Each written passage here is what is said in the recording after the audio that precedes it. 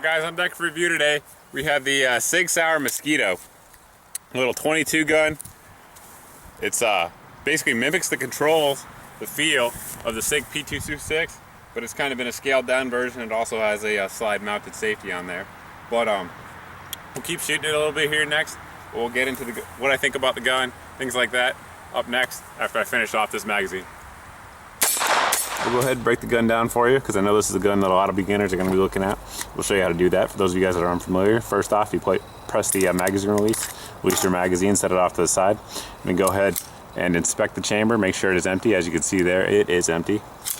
At that point, we're going to lock the slide back by pushing up here on the slide lock, and we are going to rotate the lever forward.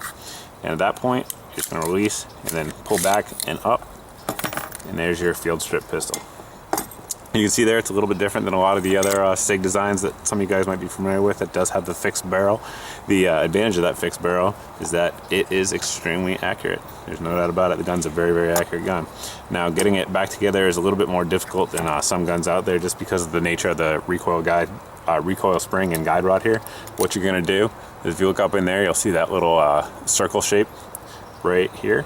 And you're going to go ahead and put your guide rod right in there.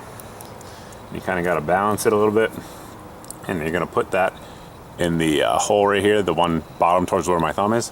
You're going to guide that in, hence the name guide rod, and just reverse the order of how you took it off, slide it back on, rotate the lever, and then we're going to hit your decocking lever, which for those of you guys that are unfamiliar with the gun, to fire in single action, you're just going to pull the hammer back, fire in single action, you'll have that lighter, shorter trigger.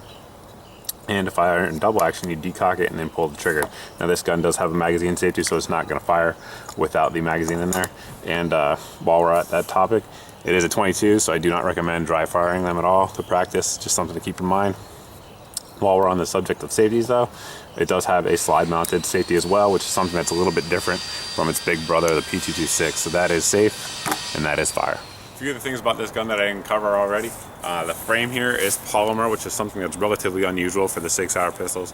The gun itself is a scaled down 90% version of the Sig P226. I mentioned earlier that it was based on that, but that is a scale. It's 90% all the way around, so it's a little bit smaller pretty much everywhere. The grip's a little smaller, slide, etc. It does weigh 25 ounces and does have the 3-dot sights. And the rear here is adjustable, so you can go ahead and adjust it. So that way, make sure that your POI is matching your POA. For those of you guys out there that are switching between different rounds, particularly in the 22, you know that sometimes the point of impact is a little bit different for each round, so you are able to adjust them based on that. Speaking of rounds, I've only fired 2 different types of 22 because I have gigantic bricks of them through this gun. This gun seems to prefer the American Eagle loads that I have and does not like the Remington Green Box for whatever reason. Like a lot of 22s, they're finicky with ammo. But either way, I mean, it runs the Remingtons pretty well. I mean, maybe one malfunction out of every 20, 30 rounds. With the American Eagle, it just eats them up like a champ. So it's definitely the ammo. I mean, it's not the gun. But so those are some of the specs on the gun. It weighs in 25 ounces, like I said. Another spec that's important to everybody out there is the cost. The MSRP on this gun, depending on the model, this obviously is the 2-tone finish. Depending on the model, is going to be anywhere from maybe $350 to $450, and that's actually going to be pretty close to what you're going to see out there on the street. Some guns, the MSRP is much, much higher, and the street price is very much lower compared to it, but this gun's not one of them. Generally, you're going to find them around $400 depending on the finish and the options that you want in the gun. All in all, it's a good gun. Like I mentioned earlier, with that fixed barrel on there, it's extremely accurate. It's a fun gun for new shooters to play around with, or people who are recoil sensitive. My wife, for one, doesn't like heavy recoiling guns. She doesn't really even like 9mm. She prefers less, but you know, obviously she carries a 9mm. But for practice, she likes this gun. She likes training with it. It's a great gun for that, to save money in this economy, especially with ammo costs these days. Never mind ammo costs if you can find them. Most places still have 22 in stock though. So great gun to practice with and train with, and it's fun. Teach new shooters things like that. I like 22 pistols, I like 22 rifles, as you guys have probably seen over on my channel so far.